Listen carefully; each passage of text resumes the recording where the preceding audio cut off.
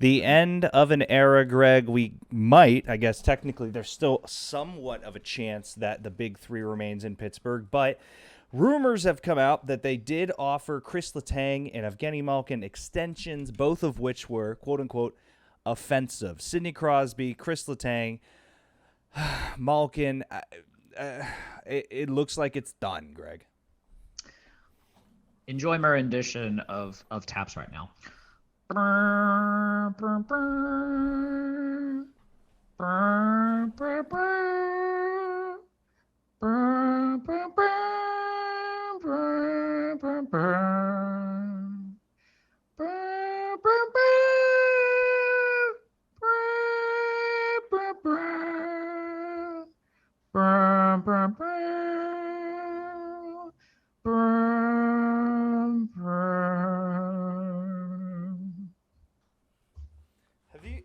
First of all, Denny, you should have stood for the troops. Second off, have you ever heard Taps? Yes, I thought I got the beginning right. Super strong start. I got the beginning right, and then I fucked up the end. Yeah, and it's because I just forgot how it went as I was going through. It was a really good song. Other than that, thank you. I try. Yes, the contracts that I heard were. Both of them were offered 3-year contracts for $15 million total. So $5 million per year, which is not good because the amount that they were being paid previously was Letang was making 7.25 and Malkin was making 9.5. All right. So Denny blames the new Greg should not be in charge of Taps. Shout out to Marshall. I'm not as patriotic as some people think, so that's probably on me. Yeah, so apologies. This new ownership group is fucked. They won't keep either of them. Denny, I just saying this full transparency, I don't think it has anything to do with the ownership group. I think that they weren't keeping them either way. They're both too expensive, getting up there too old. Maybe I'm incorrect on that one, Greg, tell me. But Denny does say Rust will be gone too. We're going to lose our core. Crosby lost faith in management? I don't know if I know that one, then. I'm going to need to see some links. Well, here's I don't discredit. By the way, Denny knows way more about hockey than me. I am not discrediting him. I just want to see shit, Denny. I'm interested, not discrediting. Well, here's the thing too. Fenway Sports Group bought the team probably, if I remember correctly, like around the beginning of the year too. So, they want to put like the guys that they want probably into the leadership roles that they have. Like Ron Burkle already left, so he's no longer primary owner. They're apparently Brian Burke, who's the president of hockey operations, is probably going to be let go. Ron Hextall, his status hasn't been determined yet, but he's only been the GM for like a year and a half, and I think he's done a decent job to start. So I would think that he would get kind of a better chance to move forward. But I also think too that you have to forget about like Fenway Sports. They own the Red Sox and they own Liverpool. Yeah, like these are not clubs or teams that are predicated on not hiring the best possible people for the roles that they want.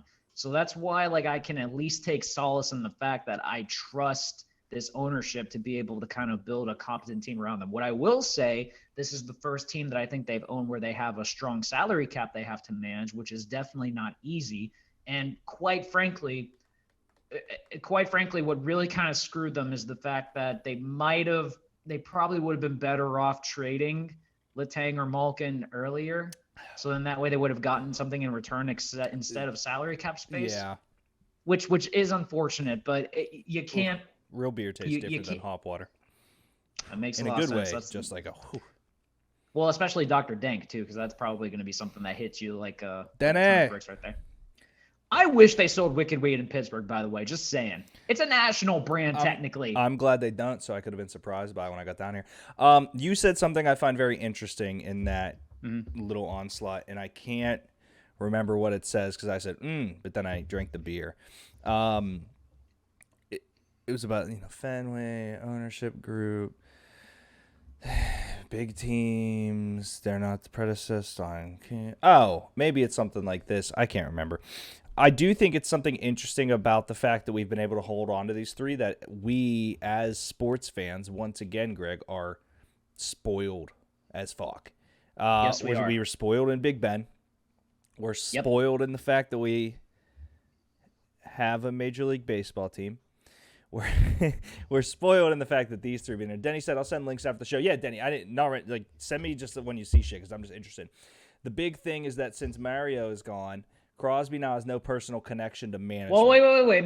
Mario's still a minority owner. Yeah, Mario's still a minority owner. Yeah. They aren't going to take Crosby's opinion into consideration as much.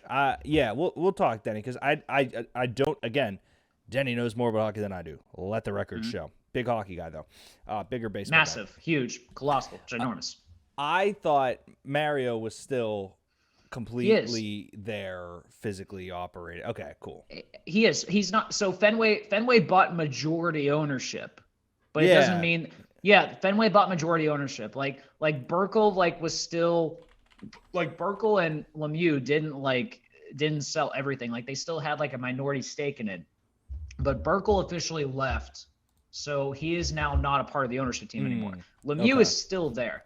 Yeah. Until something changes, Lemieux is still technically a minority owner on that team. He's just not as he doesn't have as strong of a say, honestly. But I'm going to reiterate this, and I bring this up, is that Fenway Sports Group in their history, they own a NASCAR team too. I'll bring that up too. They own a NASCAR team. They own the Red Sox. They own Liverpool. This is not a ownership group that is going to be okay with, settling and rebuilding and stuff like that. If anything, the Pens are, and here's something that I've said for a while now too, is that the Pens for the longest time, and this is what Jim Rutherford always did, is that he sold off every single asset he could to try to win now. Yes. It worked from times in 2016, 2017, because they won back-to-back, and it was an amazing time. But 4 years in a row, they never got out of the first round. You can credit that to a lot of things, but in all seriousness, there is something to be said for having a pipeline that is very dried up right now. Yeah. I'm of the belief that I kind of wish they would be able to start recouping that, and they start looking on the route of being able to rebuild and get back up there. But with the way that this ownership group is, I don't think we're going to have that. I think it's going to be somewhat similar to what Rutherford did, and they're going to try to win every single year. But again, there's nothing wrong with that if they think that it can work. And I think that Crosby is the type of athlete that dedicates himself so much that he can do it. But I also think there's something to be said that I think it's time for a change, because what they've been trying for the longest time just hasn't been working. That's the other side of it then, is I really do want these three to still play hockey, but I want these three to still be playing hockey the same way that I want to be a senior in high school. I don't know. There was no rules. There was no responsibilities. I was in high school, blah, blah, blah. But eventually, you got to grow up. People get old. You fuck on your life. My thing here is that I believe it's in the best interest in the franchise. And, Greg, this is what you said. We should have sold them sooner to get more assets. Yes.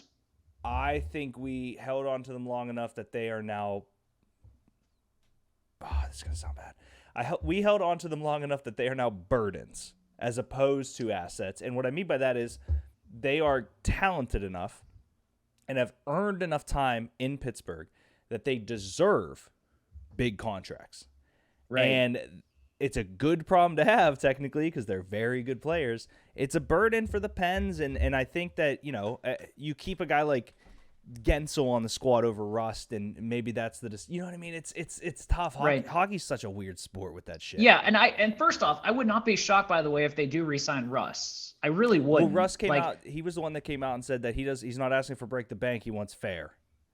Yeah, and he deserves fair. That's understandable. The argument for not re-signing Rust is that Rust was kind of in that Kunitz and Dupuis role where he was made by playing on Crosby's wing. And there is something to be said for that. I'm not discrediting that. Rust I give a lot of credit for, because he was a college free agent. They developed him, they built him back up, and he played, and he got up to being a first line winger, which is something that is very hard to do in today's NHL. So I give him a lot of credit. But I think that the way that the Pens historically have kind of been able to go about that, I think they'll be fine not having him anymore. Will I miss him? Yes. But I also think, too, that the way that the money's coming off the books, because I believe I looked at it previously, they have about $28 million cap space that they have next year, which is big, especially for the fact that they don't have 9.5 they have to give to Malkin. They don't have 7.25 they have to give to Letang anymore. So they can spread that around if they want. I think Rust would be in line for something along 4.5 mil a year, which is fair.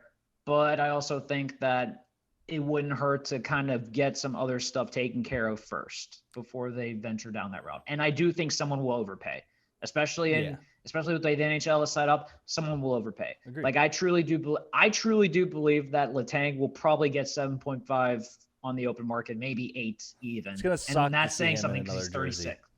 Yeah, and that's saying something because he's 35. So that's a bit up there. Like Geno, Wait, Geno's also wait. The first time you said that when I cut you off, you said 36. And then you said 30. No. I'm just laughing because you said he was 36 when I cut you off. And then you do it often where you rephrase, like you say what you were saying again just to reiterate, which is totally fine because I interjected, but you changed the year. Now I need to look up how old Letang is. Well, here's the thing about podcasting, but if you want to make sure that you are accurate and you want to have people believe you got to say it with affliction. How old is Chris Letang? I'm guessing 35. You want to change that answer? 36. No, he's 35, you idiot. No, we're going to see a massive change coming in Pittsburgh. I think it sucks that, like, how cool would it have been to hold on to Fleury for all these years, but that was just impossible. And again, if anybody thinks we should have kept Fleury over Matt Murray, you're just an idiot for what it was. Right. But, you know, I wish we would have beat the Rangers. It's really upsetting we didn't, but it is what it is. And it sucks to go out that way, Greg, because we were up, I think 3-2, 3-1. Yeah. And what's scary is this Rangers team is kind of in that boat of what the Pens were when the Pens were starting to get good. They were just built on younger guys. They're fast. Yep. They're explosive and all that. So this is a team to be on the lookout for. And that's the other thing too. The Rangers had to rebuild to get all those guys too. Yeah. So I hope we're not in that same boat that they want to do that. Like I don't necessarily know what the future is going to be like, but this team is going to look a lot different next year. And that's something that I think all Pittsburgh fans need to be aware of. Agreed. Let's transition back to the court. Denny, I wanted to throw you a bone and get you some hockey in there.